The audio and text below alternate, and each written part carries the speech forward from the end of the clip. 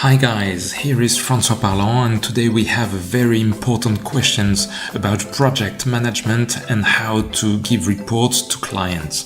So here is the file. We've got some projects, some dates, some clients. The problem is that each week the person has to give a report for each client, and the problem is that each client wants a report with different columns in different order. So how can we make something without having to move everything around each time? In 5 minutes, you'll have all your answers about these questions and even more. Follow me.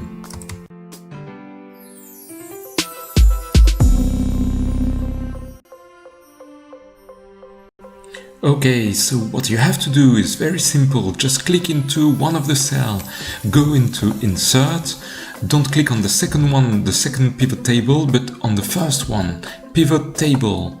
Now, just trust me, don't read, just click OK.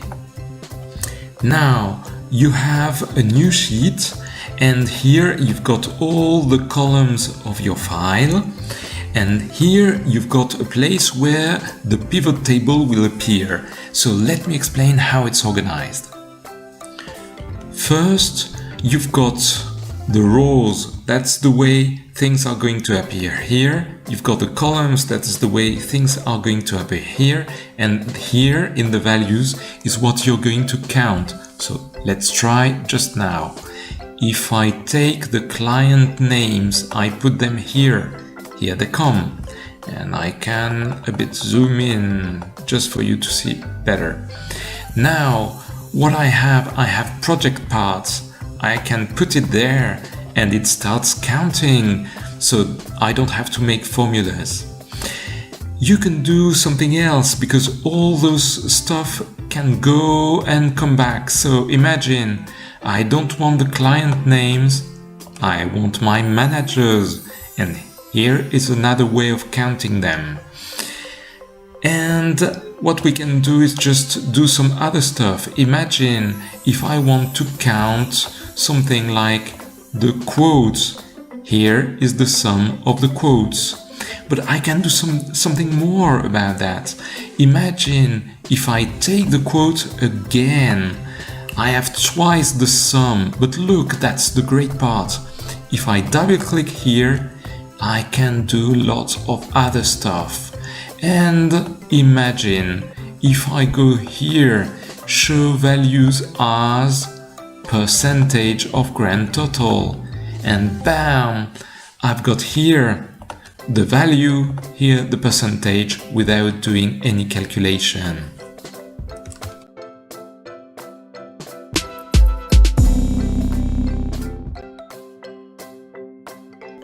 So let's start small again. If you've closed the window with the field list, you can have it back by right-clicking inside your table and going just at the bottom, Show Field List. Look, what I would like you to avoid is making something too big with too many data. For example, I've got the managers. I can put the client names in the columns. You see, here you've got managers, here you've got the clients. You can do more, you can do the project parts, and let's put it under the manager. So I've got for each manager, each type of project part. But look, this table is absolutely impossible to understand. So if I were you, I would do small bits and I would duplicate it. For example, here, let's start again. I get rid of the clients. I put the project part here. That's readable. So I name that parts by manager. Okay. I can duplicate the sheet, and that's just do right click, and then you can do move or copy, click create a copy, and you can do that. So here, instead of part by managers, I want to have parts maybe by clients. So up, I rename it, and what I have to do is just get rid of the managers, take the clients, and that's the easy part.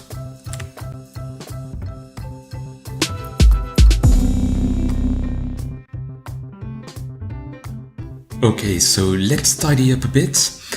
What I would like is just now to have something more. For example, I would like to have the quotes, but only for the projects which are not closed. So what I could do is take some status here and put it in the filters. Now you can filter and have only the unclosed projects. But I don't like that so much, so I'm going to do something else. I'm going to stay here. I'm going to go in the pivot table tools into Analyze. And here there is Insert a Slicer. I'm going to check the status, and what I'm getting here is the same thing as the filter, but I can move it around. And there is something more. I can even connect it to more pivot tables. So here I've got blanks or closed or both when I click on Control.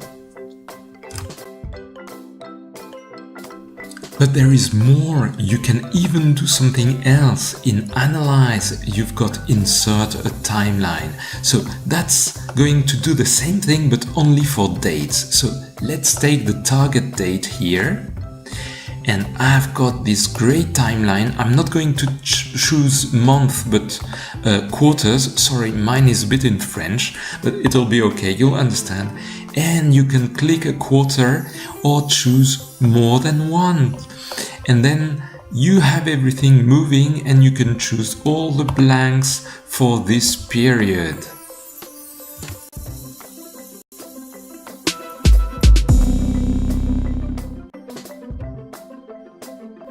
Okay, let's do a report for one of the clients. Here you see I've still got them all, so that's not what I want. I need the client name in filters because I only want one of them. That's it. And you'll see it here. That's perfect. Now what I want is all the projects and all the project parts for this client.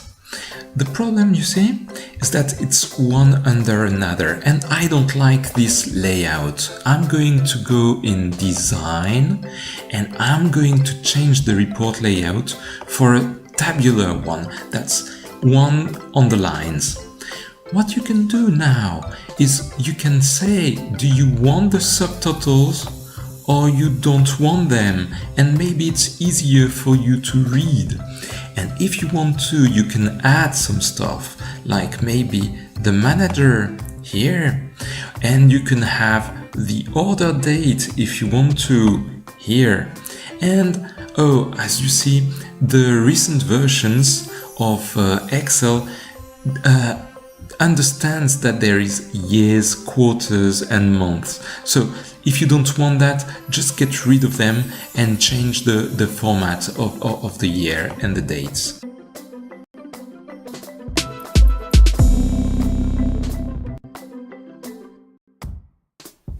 Okay, two last things, very important. Imagine you want to calculate the discount. Sometimes you will have some ones appearing here. What does that mean? It means that instead of doing the sum of the discount, it's counting how many discounts there is per project. Just double click on the header, change count to sum, and now you have the sum. Second thing, very, very important. The pivot table is not like a normal formula. It doesn't refresh every time you click in a cell. So you have to do the refreshing yourself. Look at that. Here it's project 4. Imagine I go into data. I make a discount of $100 here for this project. I come back, it doesn't appear. If I want it to appear, I need to go into data and do refresh all. And then the 100 appears. So before you send your report to your client, please make sure you always refresh everything.